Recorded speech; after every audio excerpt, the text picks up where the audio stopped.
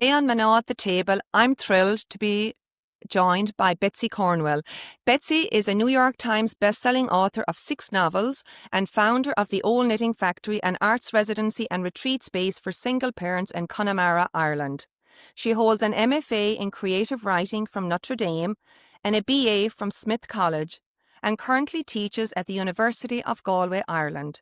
She serves as a mentor for the Irish Writers Centre and was the first recipient of their Blue Mountains residency in 2023. Welcome, Betsy. Thank you so much, Martina. Delighted to be here. Yeah, and I should say that I'm here in County Clare and you're in Connemara. That's right. I'm in Galway. Yeah, So yeah, we're both both both speaking. yes, both on this side of the Atlantic today. And of course, I was very fortunate to have met you recently in Boston for a Mano event in collaboration with the consulate. So I'm delighted now to have you on the podcast, and we'll hear all about you and, of course, your latest novel, which I've here in my hand, Ring of Salt, a memoir of finding home and hope on the wild coast of Ireland. And it's got phenomenal reviews, so I can't wait for us to get stuck in. Thank you so much. Yeah, and it was such a pleasure doing that event with you at the consulate. And Manaverica is such a wonderful organization. So just full of admiration. Yeah. Oh, thank you so much, Betsy. So listen, we'll get started. So you didn't you didn't grow up in Ireland. You're originally from New Hampshire. So tell us, why Ireland? How come you ended up in the West Coast? Yeah, absolutely. So I first came to Ireland when I was 24 years old, and it was actually to do some research related to my first novel. So I had always wanted to be a writer, and I was always really interested in fairy tales and folklore and mythology. And I have always had a particular love for Irish and more broadly Celtic mythology. So I'm not Irish American sort of by heritage, which is something that people I think assume when an American moves to Ireland that you must be from Irish stock, which was not the case for me, at least that I was aware of when I moved here. But I just always been really interested in Irish folklore and fairy tales, and in particular this one story called The Selkie Bride, which is about Selkies are a sort of Celtic variant of mermaids. They're seals that can turn into people, and so I came to the Aran Islands here in County Galway to do some research on Selkies and sort of absorb some atmosphere to be able to write about it. And I just completely fell in love with the landscape, first of all, particularly of Connemara. And soon after that, fell in love with a charming Irish man as well. And so I meant to come to Ireland for about 2 months to work on a book, but 13 years later, I'm still here. So. You're still here. Okay. Yeah. So, and I think, so that's a nice segue for us, to talk about Ring of Salt. And I know something that's very important to you was that, the start of the novel is that, you did fall in love. It was, all wonderful, and that it wasn't all sadness. Right. Right. So having read the book, so I know you're working in the hostel. You're having a great time, Mhm. and you meet this, handsome, guy. Mhm. So do you want to pick it? Do you want to pick it up from there? Sure. Yeah. Yeah. So I think, I was a young woman. I had just finished my master's degree in creative writing at Notre Dame. I had my first book deal. I had wanted to be a writer all my life. And finally, my first book was coming out. So it was a really positive and exciting time in my Mm. life in a lot of ways. At the same time, one of the reasons I had come to Ireland was to sort of get some space from an abusive family of origin. So I Yeah. was sort of coming from some scarier things kind of in my background, and I was feeling really relieved to be away from those things. Mm. And it was important to me to talk about that as part of the context in which I met the man who would become my husband, Mhm. because I think a lot of what I saw in him was someone I could build a new family with, and someone Mhm. and especially in another country, that I could sort of start in a new place with a new person who could sort of protect me from my family of origin, and that he was just, I think both of us represented a really different kind of life to each other than what we'd had, and that was really heady for both of us. So we eloped exactly a year after we met. We eventually had a child, but that did become an abusive relationship, and so it was important to me in the book, right, uh, to start with the beginning of the relationship, because I think a lot of times when people talk about domestic Mm, violence, they start the story when things have already gotten really bad. And that, I think, while it's helpful sometimes, it can also sort of perpetuate this idea that, oh, that would never happen to me, And so yeah. I wanted people to sort of experience falling in love with him alongside me, so that they could sort of Mm, hopefully have more of an understanding of mm. how somebody might get into a situation Okay. like that. Okay, okay. Um, And then Betsy, because I mean, at the beginning, I mean, he really seemed to understand you. He could talk, literature. I mean, he seemed just, the perfect match, yeah. per se. And then when did did you see signs? When did you say, "Oh, this is going wrong"? Yeah, I think that's always a hard question to answer because, Mm, I think, again, part of what the book is about is the way that mm, we tell stories about our own lives. And I think when you mhm, fall in love with somebody, you're telling yourself a story about them. And I mean, whether it turns out well or not, or anything sort of in the spectrum of the middle there, we all do that with the people we love. We all sort of have mhm, our own versions of who they are, and our relationships with them in our minds.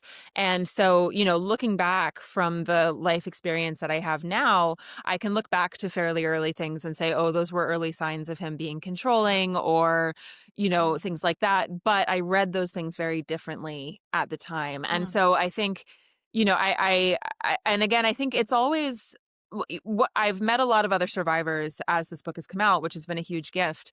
And a lot of something that survivors talk about a lot is, I think, can we look for the signs and label the signs, and that will keep us from ever getting into an abusive relationship again?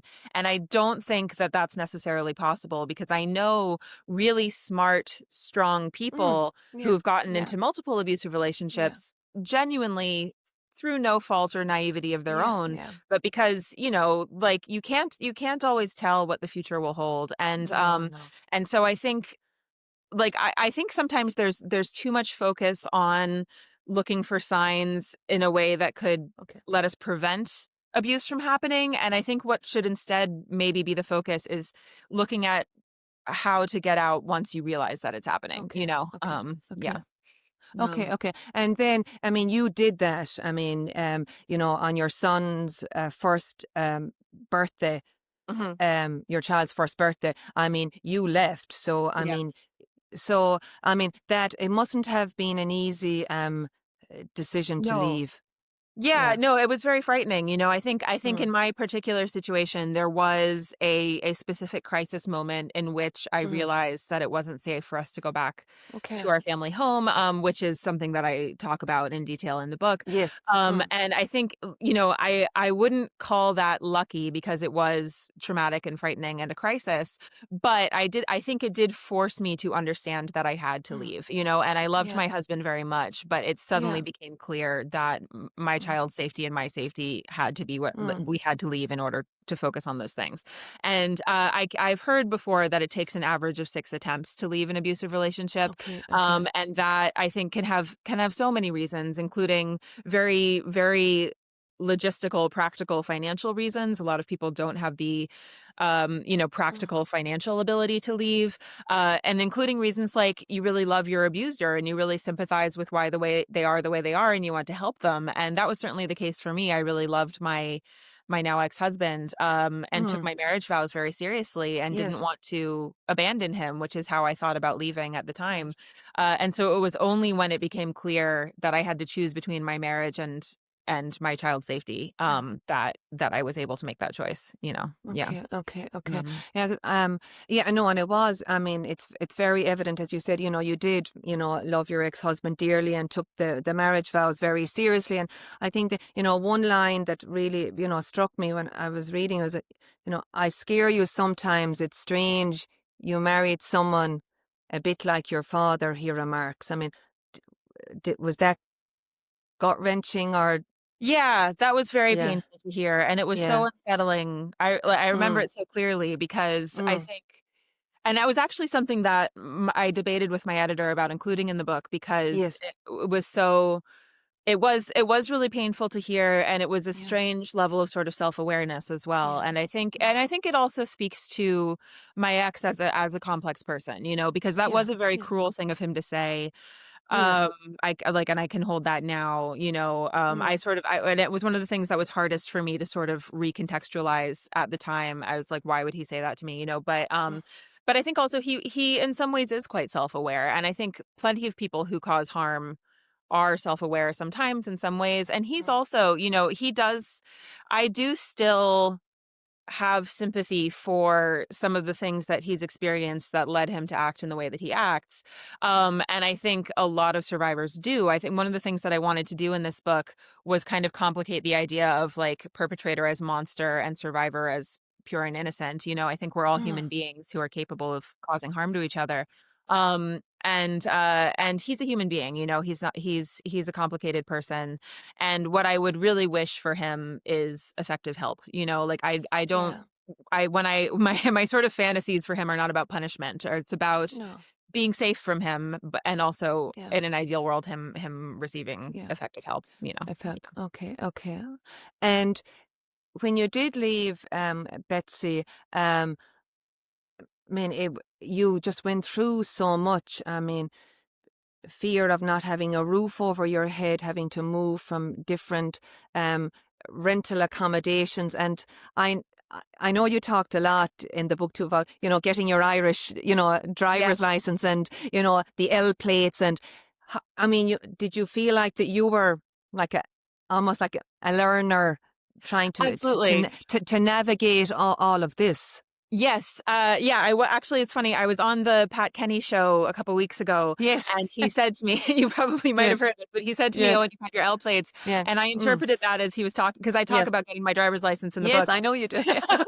I Yeah. was so embarrassed because he meant Yeah. like your L plates Yeah. symbolically Yeah. as a new mother, and Yes. I was like, "Oh no!" Yeah. But he was very kind, and we figured it out. Yes. But yes, both of those things. I had my literal L plates in my car at the Mm. time because you have to take driver's ed in Ireland Mm. again. They don't accept American licenses. And also, right, I had my L plates on in every sense. I was learning how to be Yeah. a mom. I was learning how to be the sole head of my household for the first time. And it's very frightening. And I think just Mm. all that, and in some ways, I think, my child is older now and we're in a much more stable place, but I'm also, I'm at the beginning of the experience of being a business owner. And I think no matter what age my child is, I'm a Mm. new mom of a child of that Yeah. age. And so I think I continually feel one of the experiences I think of being a single parent is just always feeling like you're a learner and you're having to sort of scramble to Mm. to master whatever problem is in front of you at any given time. But yeah, I think, and so I hope that one of the ways this book will resonate with people is that I was experiencing that in sort of several acute ways at the Yeah. same time. We were dealing with housing insecurity, right? I Yeah. was struggling to find work and to be able to afford childcare and rent and food and all of those things, and sort of recovering from the trauma of the end of my Yeah. marriage at the same time. Yeah. So I think, yeah, that's when I look back at that time in my life, I was putting a lot of pressure on myself to figure things out, but I look back now and I can see that version of me with a lot Yeah. more kindness. Yeah. Yeah, yeah, and also, I mean, as you say, a new mom, everything is new. Every Yeah. every experience, it's all new. And I think, and I know we're going to talk a little bit later about your citizenship and what that was Mhm. like. But people also don't, because you don't realize that. You weren't a citizen, so you weren't entitled to state benefits. So That's right. I mean, you had nothing coming in.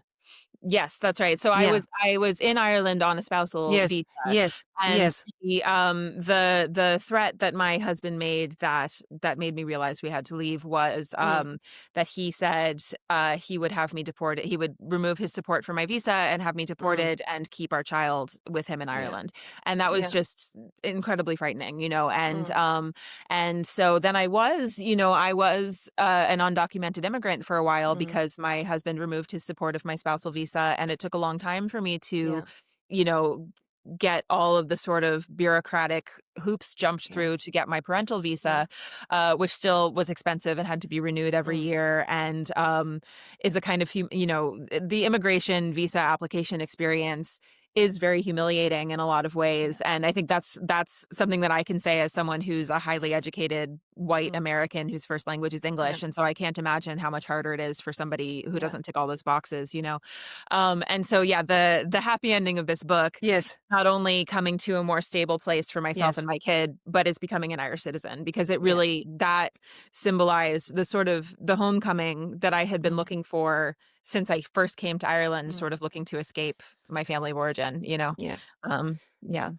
So Yes, I know that. I mean, yeah, I'm excited. We'll to have you read a little excerpt at the end, because it is, as someone that became a U.S. citizen. I was just so yeah. excited. I was just so excited for you. So Thank we'll you. save that until the end. You're trying to figure out housing, financial security for you, and I know you leaned a lot on the COPE organisation Mhm. in Galway. So do you want to just talk to us a little bit about that? Sure. So Yeah. COPE is the local domestic violence Mm. support organization in Galway. They Mm. also provide services for homeless people and elderly people. And they're an incredible organization. They're actually putting together a book launch party for me this coming Saturday in Galway, which will Yes. be really Yeah. lovely.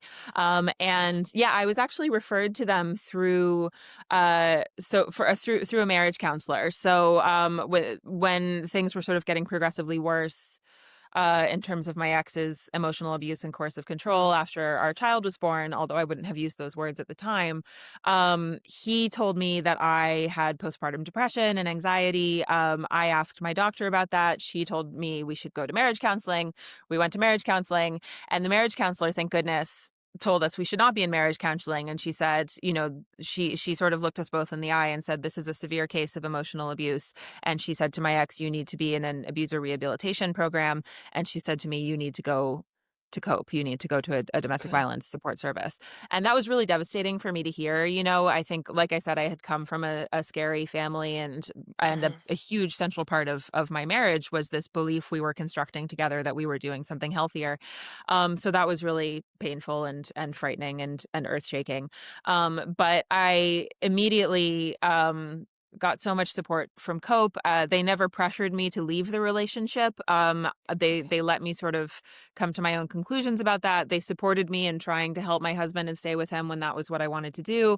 And I've learned since that that's sort of standard procedure for any domestic violence center, with very good reason, because if you pressure someone to leave a relationship that they're not ready to leave, they'll just leave the support network instead. They'll just sort of become further isolated. So and that's something that I've really kept in mind when I've been trying to help other people in my life whose relationships I see having some of those abusive Mm. dynamics. And what I've learned to say to them is not, like, you should leave that bastard, even though Yeah. sometimes that's what I want to say.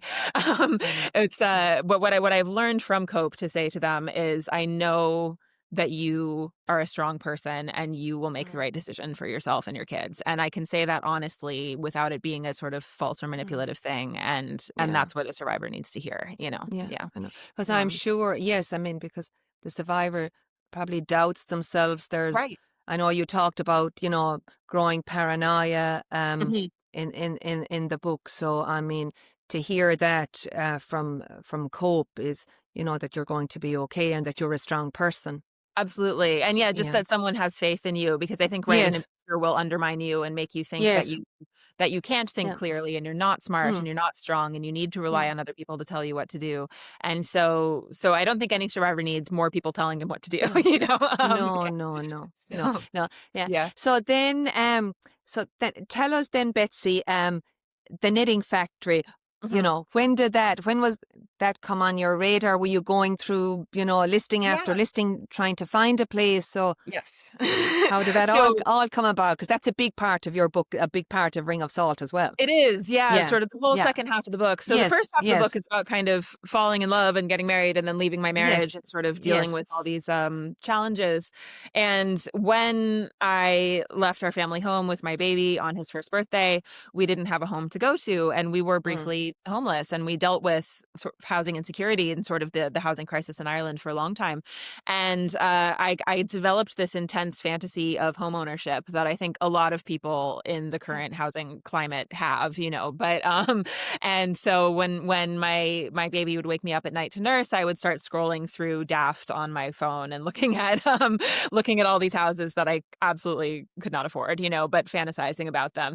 And actually the in the very first weeks after we left our home, I did see the listing for the knitting factory, and I remember seeing it and thinking, "Oh, I like to knit. Isn't that a cool thing?" But just kind of scrolling on because it was so far out in the middle of nowhere in Connemara. And then, spoilers, that is where I'm calling from right now. So, Okay. so I did a couple years. I there was another building that I eventually I was actually at a knitting exposition with an older friend of mine who's a lawyer, and she said to me something that only someone who's not a writer would say, which is, "Oh, I was complaining about how I'd never get a mortgage because I'm self-employed and low income and all these Okay. things, and I'd never be able to have a house." And she said, "Well, you should just write a book about a house and then use the book money to buy the house," and which is something only a non-writer would think because it's a completely crazy idea. But I was kind of desperate enough that I really latched on to that fantasy. And I found this little tower house castle for sale in East Galway that I Yes. thought would be perfect. And I tried really hard to convince the seller to let me rent it for a while and try to raise money to buy it. That didn't go through, which devastated me at the time. But through that process, I kind of developed a business plan for how I might approach an old building that, Mm. you know, had been on the market without a sale for several years, and that I might be able to write about and turn into an Mm. arts retreat center for my fellow single parents as well as a family home. And so I eventually then found the Knitting Factory listing again and realized that it actually had been perfect for what I had been dreaming of all along. And that seller, thankfully, did agree to let me rent it for a Mm. year while I tried to write this book and raise money. And so we moved into the Knitting Factory in June of 2020, so 5 years ago, and I did end up crowdfunding the purchase Yeah. price of the building, which was a huge project. And the more time goes by, the more I think, again, it was a completely crazy thing to think I could do. But it did But work, but and you here did it. we are. So Yeah. yeah. And I mean, I don't want to give away too many spoilers, but I mean, you were down to the deadline, and Yeah. then, and I'm using the names from, obviously the book because Yes. I know you're protecting everyone, but your Sure. friend Mary, Yes. somebody jumped in, and Yes. I mean, it was, I mean, you could feel your like excitement, I mean, coming through the pages. Oh, thank you. Yeah, I, it I was, I mean, still it's phenomenal. I Yeah. right, I won't say exactly what Mm. happened, No, just no, for no, everybody, no, no, no, no, but but, just, yes, we want people I to read the book. Yeah. yeah, it Yeah. is the Yes. wildest thing that has ever happened to me, Yes. so Yeah. yeah. Yeah. And Yeah. just such a there are and I think the crowdfunding as a whole, when I Yeah. moved into the Knitting Factory, I thought I would write a book about it Yes. and then use the book advance money to make a down payment, Yes. that was my plan. And I ended up doing it through crowdfunding instead, and I think one Yeah. of the things I learned from that, it was really and right, this person who kind of saved the day at the end, but also everybody who contributed to the Oh, crowdfund, yeah. they really Absolutely. reminded me of how many Mm. kind people there are in the world in Mm. a way that I really needed coming out of my Mm. marriage, and gave me Yeah. back so much faith Yeah. in people, so yeah. Yeah. And I think too, Betsy, that not to be afraid to ask for help, that, that people, if you ask, but people are not mind readers or have a crystal ball, so that it's Yes. okay, put your hand up and say, I need some help. Yes, and that's something I Yeah. still have to learn Mm. and relearn all the I time. know. It's not I like know. it became Mm. easy for me, but it was, Yeah. and I think lots of single parents that I've talked to have had that experience. It's not Mm. that suddenly you realize that you don't have to be afraid or that it's easy, but you have such acute need for help Yeah.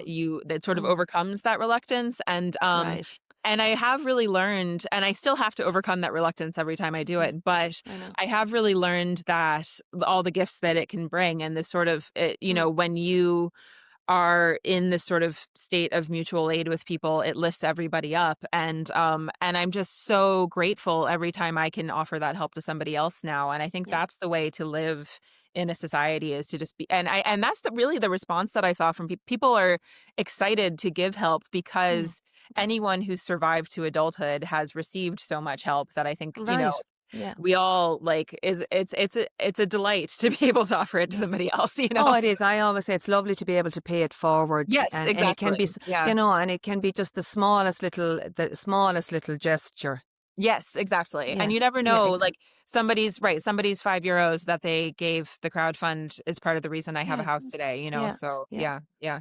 Yeah, no, Um, brilliant, brilliant. So, do you want to tell us a little bit, the history of the knitting factory, Betsy, and then we want to hear, what plans you have and what you're doing with the knitting factory at the moment. Yeah, absolutely. Yeah. So, the Knitting Factory, which is the building behind me right now, was built in Yes. 1906. Yeah. And you can actually see the original walls, which we are covering up with insulation, which unfortunately we do have to do because it's a very old, cold house. But these walls were built in 1906, and there's still horsehair coming out of the mortar and all of that. So the history is really there. And it was built. Um, by the Congested Districts Board for Ireland, which was part of the UK's Conservative Party. And it was in that same context that they built a lot of the industrial schools and mother and baby homes around the country that are quite infamous at this point. And so while I first read about the Knitting Factory in the real estate listing as this sort of nonprofit space that Mm-hmm. that taught local women knitting skills so that they could achieve financial independence, and one facet of that is true. It did provide first jobs for a lot of young women in the area where they could have their own money for the first time. A lot of those women used that money to emigrate to the US, which is something that I find particularly moving as an Mm-hmm. American who's moved here. But the Congested Districts Board did all of those things as part of a concerted effort to, in their own words, to kill home rule with kindness. So Okay. their goal in putting forward all these social programs was to convince the Irish people that they did not need independence from Britain. And that, well, as soon as I read that, it astounded me because I recognized it from my marriage, and even from my family of origin. And I had trained as a rape crisis counselor in the U.S. Okay. Okay. And I think it's such a clear parallel on a personal level and then on a societal or political level, the ways in which seeming kindness is actually a sort of weapon of control when in the wrong hands, and to Okay. say, oh, why, like, you should never leave me, look at all these things I do for you. Oh. And it kind of sent chills down my spine, and so that was something that really interested me. And then so basically several decades later, there was another really interesting chapter in the Knitting Factory's history. It became the world's first Irish language cinema. There's a Okay. filmmaker Okay. named Bob Quinn who made Irish language films here and showed them in this very room to 60 people every weekend, until they eventually got fire coded, which does not surprise me because this room and indeed the whole building is not big enough for 60 people.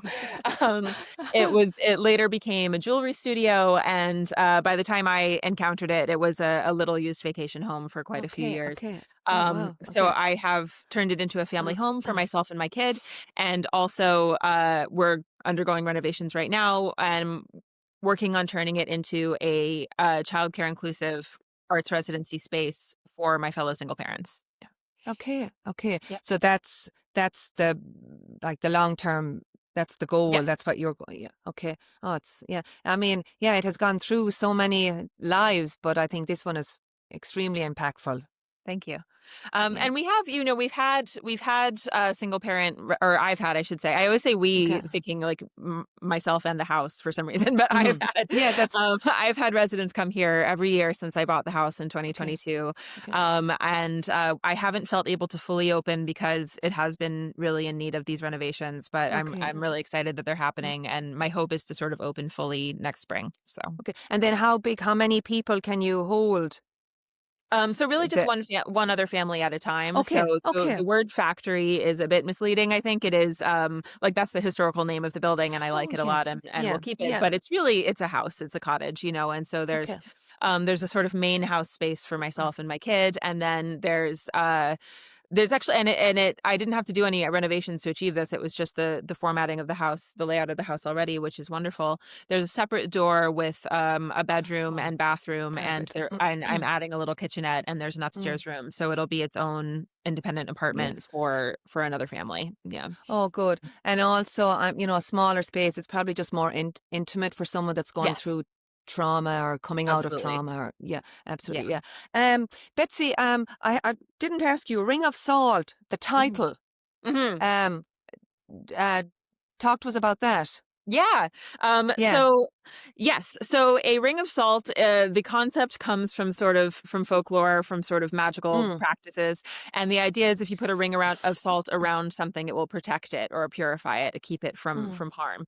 And in particular, it's a reference to a Brothers Grimm story that I retell in the book. So as I mentioned, I first came to Ireland because I was interested in this mm, folktale called the Selkie Bride. I just love fairy tales and folk tales writ large. I have 6 novels that came out before this book, and most of them are fairy tale retellings. So I'm very interested in fairy tales. mm, And this Brothers Grimm story called The Handless Maiden is about a young girl who basically her father kind of accidentally uh sells her to the devil in a devil's bargain, and the devil comes to retrieve her, and mm. she makes a ring around herself with salt, and then the devil and her parents can't reach her, and Okay. all these other things Okay. happen eventually, but you can read about it in the book. Yes, um, exactly. Exactly. um, yeah, and so like that was an image that's always really stuck out to Yeah. me, and it was essentially what Ireland was for me when I first came to Mm, Ireland. I think the ocean around the island of Ireland was this ring of salt that protected me mm, from my parents. And then Connemara in particular became this sort of refuge and sanctuary for me when I moved there to be so that yeah. my child and I could be Yeah. safer from my ex-husband. And it was my editor who suggested it as the title of the book. Okay. And Okay. because she was always encouraging me to lean into the sort of magical Mm. witchcrafty aspects of the book, and I think she was totally right. It makes me really Yeah. happy as a title. So yeah. Good. Yeah. Um, Do you feel really at home in Connemara? That's home for you now, right? Yeah, I think, Yeah. I do. I've always really loved the landscape. I've lived here 6 Mm. years now, and it still Yeah. astounds me every single day how Mm. beautiful I really think it's one of the most beautiful parts of the world. I feel really lucky that I can send my kid to a Gael school. Yes. I only have a little bit of Irish myself, which is something I feel really self-conscious about. I've taken a class since I've been Mm. here, but I'm a working single parent, and I haven't Yes. had the It's. Mm. capacity to become fluent in another language. That is the one thing that I do feel guilty about that, and it probably keeps me from feeling completely integrated into living in Connemara, if I'm Mm. honest, but I try. I have my couple of focal, and it does me, Mm. and it makes me really happy that at least my kid is fluent. Yeah. So there's Yeah, that. but I So mean, you really do try, and that's very evident, thank you. Betsy, in the book, because you do incorporate and you do have the couple focal. So I mean, Yeah. baby steps. You can't do everything at once. Thank you. I appreciate that. And no, Yeah, and most yeah, people here are really kind about it, yes, of course. yes, And yeah, no, but it was actually that was a mm, real goal of mine, was to introduce some Irish yes, words to the American yeah, audience and the yes. non-Irish audience. So I'm glad that I got to do that. Yeah. Excellent, excellent. Before we wrap up, Betsy, um I know we talked about it when you were in Mhm. Boston, and how important, and when you, and I guess the joy you felt the day you received the envelope Yeah. about your citizenship, and you're going to read a little excerpt for us. But just talk to us a little bit of, about that whole process. Yeah, absolutely. So Yeah. the citizenship application process is very protracted, as I think it is Mm, in most countries.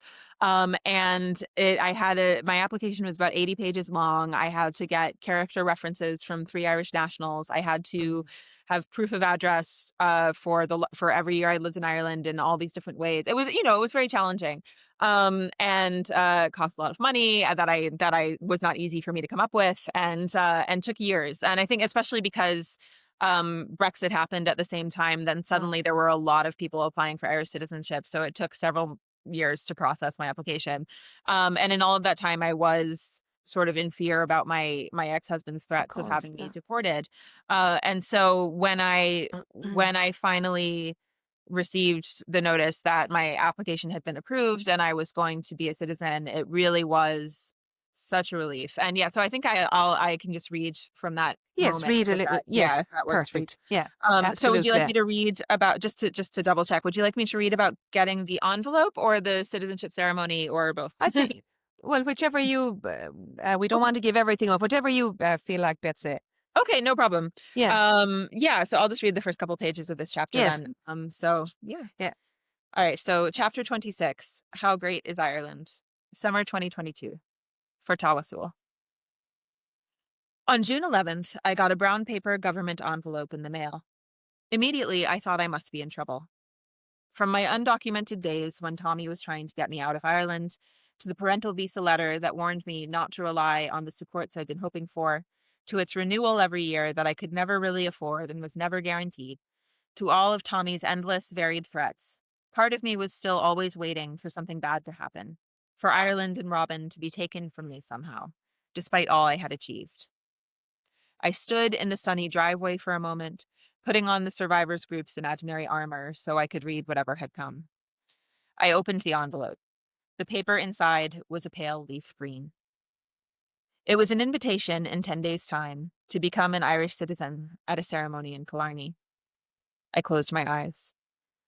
It had been 4 years and 2 months since we'd run, since Tommy had made the threat that had changed the course of our lives.